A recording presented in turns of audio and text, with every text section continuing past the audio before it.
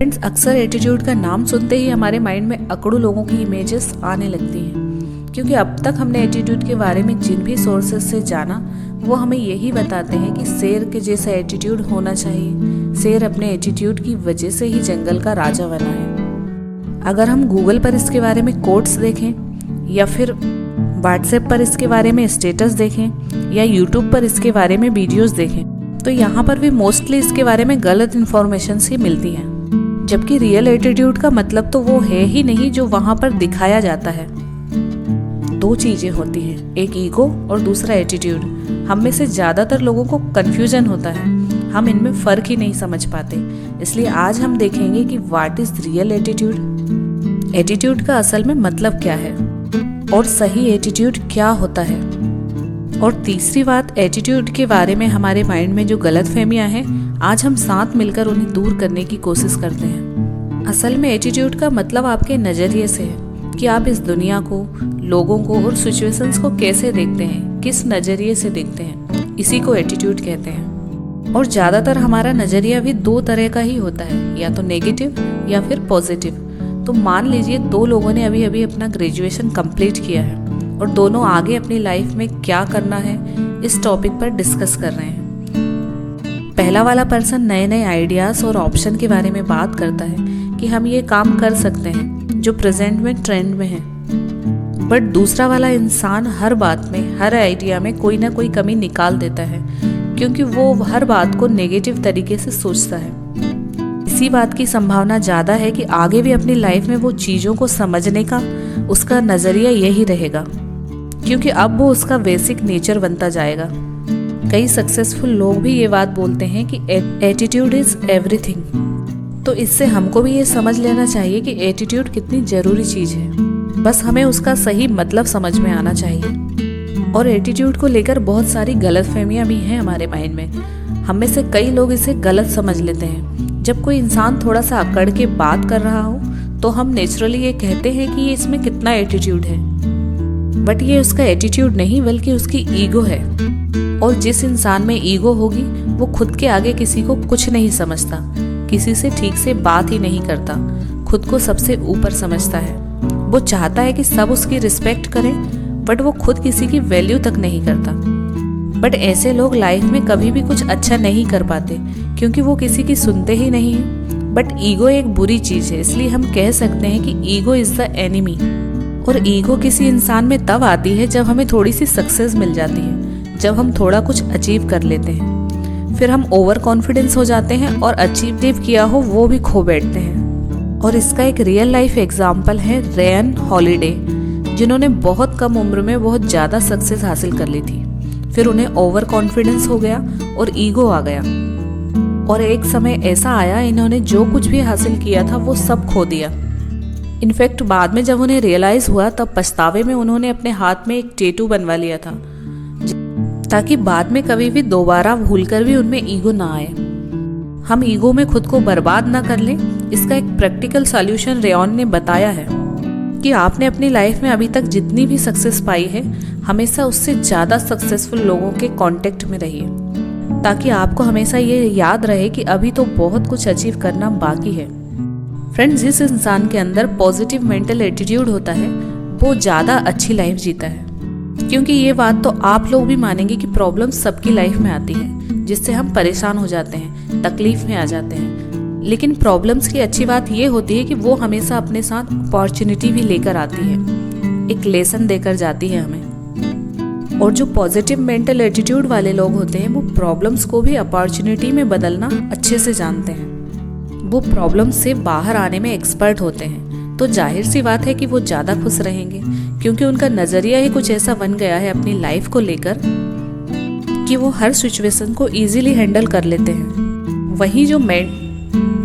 वहीं जो negative mental attitude वाले लोग होंगे, उनकी लाइफ अगर नॉर्मल भी चल रही हो तो उन्हें हर तरफ प्रॉब्लम ही प्रॉब्लम नज़र आती है। फॉर एग्जाम्पल, उन्हें फ़ोन चार्ज करना था लेकिन लाइट चली गई, इतने में ही वो लोग गुस्से में पागल हो जाते हैं और घर का पूरा माहौल खराब कर देते हैं। जबकि वो फ़ोन को साइड में रखकर इसी बहाने वो टाइम अपनी फैमिली के साथ, अपने फ्रेंड्स के साथ स्पेंड कर सकते हैं। इसी तरह अगर किसी पर्सन को अपनी फैमिली के साथ या फ्रेंड्स के साथ बाहर घूमने जाना था, लेकिन अचानक से मौसम खराब हो गया और बारिश आ गई, तो अब जो नेगेटिव मेंटल एटीट्यूड वाला इंसान होगा वो गुस्सा करेगा, पता नहीं किस किस को ब्लेम करेगा। पता नहीं क्यों लोग इतनी छोटी छोटी बातों पर परेशान होते हैं और खुद तो होते ही हैं, दूसरों को भी करते हैं। और जो इंसान छोटी छोटी बातों पर परेशान हो जाता है वो अपने साथ रहने वाले लोगों को भी परेशान कर देता है। अब ऐसे लोगों से हम आगे क्या ही उम्मीद करेंगे अपनी लाइफ में। जिस दिन इनकी लाइफ में सच में कोई प्रॉब्लम्स आ गई था, लेकिन अचानक से मौसम खराब हो गया और बारिश आ गई, तो अब जो नेगेटिव मेंटल एटीट्यूड वाला इंसान होगा वो गुस्सा करेगा, पता नहीं किस किस को ब्लेम करेगा और सैड हो जाएगा। पता नहीं क्यों लोग इतनी छोटी छोटी बातों पर परेशान होते हैं और खुद तो होते ही हैं, दूसरों को भी करते हैं। और जो इंसान छोटी छोटी बातों पर परेशान हो जाता है वो अपने साथ रहने वाले लोगों को भी परेशान कर देता है। अब ऐसे लोगों से हम आगे क्या ही उम्मीद करेंगे अपनी लाइफ में। जिस दिन इनकी लाइफ में सच में कोई प्रॉब्लम्स आ गई, इसलिए जिनका एटीट्यूड नेगेटिव हो उन्हें थोड़ी प्रैक्टिस करना चाहिए, सीखना चाहिए कि पॉजिटिव मेंटल एटीट्यूड कैसे डेवलप करें। और हम इसकी शुरुआत कर सकते हैं थैंकफुल एंड ग्रेटफुल होने से। फ्रेंड्स, एक बार आप अपनी लाइफ को गौर से देखिए। जो लाइफ आप जी रहे हैं, जो लाइफ आपको मिली है, वो बहुत लोगों को नहीं मिल पाती है। उनकी जो ड्रीम लाइफ है वो आप आज जी रहे हैं। ये बात बिल्कुल 100% सच है, क्योंकि आपको जो मिला है वो आज भी लाखों लोगों के लिए सिर्फ सपना ही है। बट लोग जब भी अपनी लाइफ पर नज़र डालेंगे तो सबसे पहले प्रॉब्लम्स को ही गिनना शुरू करेंगे, क्योंकि उनकी सोच ही इतनी नेगेटिव हो चुकी है कि खुद उन्हें कुछ अच्छा ही दिखाई नहीं देती। लेकिन अगर आप सच में अपना नज़रिया नेगेटिव से पॉजिटिव बनाना चाहते हैं तो शुरुआत तो करना ही पड़ेगा। शुरुआत करने से ही बदलाव शुरू होगा। थैंकफुल और ग्रेटफुल रहना सीखिए। इसके बाद आता है कि चीज़ों को पॉजिटिवली लेना शुरू कर दीजिए। एक बात जो हम पुराने समय से सुनते आ रहे हैं, और गीता में भी इस बात की इम्पोर्टेंस बताई गई है कि जो होता है वो अच्छे के लिए ही होता है। अगर आपको ये बात घिसी पिटी और बोरिंग सी लगती है तो याद रखिए, जब भी आप किसी प्रॉब्लम में फंसेंगे तो ये बात आपको रिलैक्स करने में और गुस्से में पागल ना होने में आपकी हेल्प करेगी। आप अपनी सोचने समझने की क्षमता नहीं खोएंगे और खराब से खराब सिचुएशंस को भी पॉजिटिव नजरिए से देखने की कोशिश करेंगे। क्योंकि जब हम शांति से और समझदारी से चीज़ों को समझते हैं तो कुछ ना कुछ सॉल्यूशन तो निकाल ही लेते हैं, और वो भी बिना किसी हेल्प के। अब बताइए, इससे अच्छा और क्या हो सकता है कि आप अपनी प्रॉब्लम्स खुद ही सॉल्व करने लग जाएं। तो दोस्तों, पॉजिटिव और राइट मेंटल एटीट्यूड रखने से आप एक अच्छे इंसान बनते हैं और आपके आसपास रहने वाले लोग और आपके साथ रहने वाले लोगों को भी अच्छा फील कराते हैं, क्योंकि आप अपने आसपास का माहौल खराब नहीं करते। आज के इस वीडियो का हम यही एंड करते हैं। अगर आपको वीडियो पसंद आई हो तो इसे लाइक कर दीजिए और मेरे चैनल पर नए हो तो इसे सब्सक्राइब कर दीजिए। मिलते हैं किसी अन्य में पागल ना होने में आपकी हेल्प करेगी।